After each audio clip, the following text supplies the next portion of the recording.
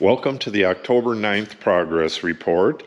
As you could see, basically everything in the shop has been pulled away from the walls. That's so I could put in this Huber liquid flashing. The gaps between the concrete and the grade board were anywhere from a 1/16 to 5/16, and this stuff works fantastic. This is Huber liquid flashing. This stuff works fantastic to seal that against water and insects and all that stuff. There's a couple videos on this. Go to Planet Mojo if you want to see that. But today, I got to get everything back up against the walls.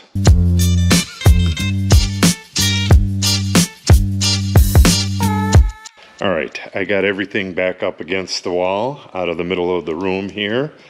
Kind of ran out of time though. But I did get everything ready for tomorrow. So tomorrow, I'm going to get this furnace figured out. Well, it actually took, I believe, 3 days before I got this done, but I did get it done. And I have my thimble on the inside. This is just a rag stuffed in it. I'll show you the outside in just a second. I got a boot on the outside, really nice. There's a video on this on Planet Mojo if you want to see it. I have my stub out for the propane. Now I can run the propane to that connection up there, and it's in exactly the right place. I have the exact location of the furnace figured out, and I have the wiring figured out. Again, all that stuff's in a different video on Planet Mojo. When the time comes, this will go onto that nipple up there, and will feed right into the back of the furnace. Too hard to do with one hand, but I think you get the gist of it. Now, let's go look at that boot real quick. And there it is. That looks really cool. So now when it comes time to install the furnace, all I have to do is shove the pipe through that boot. It's a nice tight fit. Put a clamp around that high temperature silicone and it'll be watertight and ready to go. But the main thing is it's going to be really easy. Now I can get that insulation in there, and when it's time to put the furnace in, it should be a breeze. This is what held things up. I made a video about this as well. I helped work on this. I helped with the drainage behind the wall. The wall used to end right there, and we added all this. There's still a ton of work to go on back here. And again, all those videos are on Planet Mojo. But let's get back to the shop here. What I did today was disconnect this extension cord of sorts.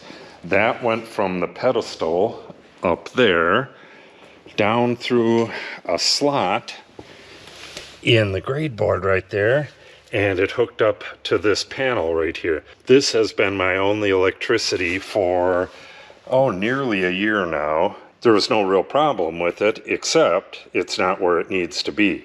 I need to get this hole filled up and get this wall in place, so this had to be disconnected before the ground starts freezing and I couldn't dig. So I dug a trench from right in here somewhere. That conduit went over that way. We plan on putting in an emergency generator over there at some point, but we're going to hook it up different. So the conduit went over there and was capped off.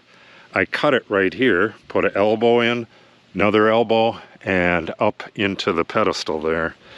And now I have a 100 amp service going down to the entrance panel in the shop there.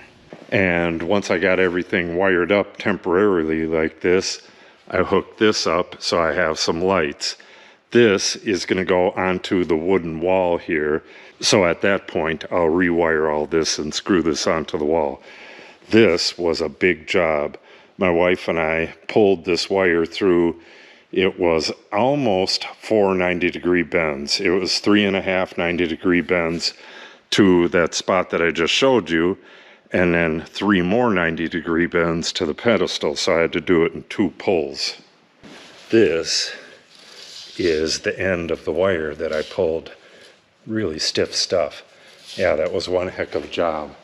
We did that yesterday, and then today I got this all wired up and wired it up to the pedestal.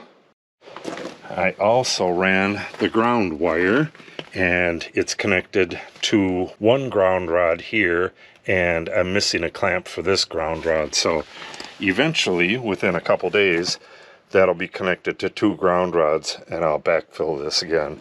I really got to hurry up because the ground's going to freeze up soon, and anything I don't get done will have to wait for spring. The next thing, as I mentioned, is getting a location figured out for the pass-through for that mini split. I don't know how long that's going to take, but it could take a couple days. Then I'll get the propane figured out and run the propane lines. And I'm not exactly sure what's going to come after that. I have diagonal bracing that needs to go in up there. That's going to be kind of difficult. I'm going to need to run to the store for some stuff for that. I also have attic lights that I got to put in so that I can blow insulation in here once the tin roof is on. Lots of stuff coming up. It's hard to believe, but this place was perfectly clean this morning, and then I came in here like a hurricane and got this electricity done, but I'm really glad to have it done. Tomorrow, I'm going to cover this up. This is all temporary, so I'm just going to cut a piece of cardboard and fit it over just so I don't accidentally bump it or anything. And then when that's done, I'm going to do a good cleanup and get going on that mini split. So make sure to subscribe and come back next week where you should see the pass-through already installed, the propane lines run, and who knows what else.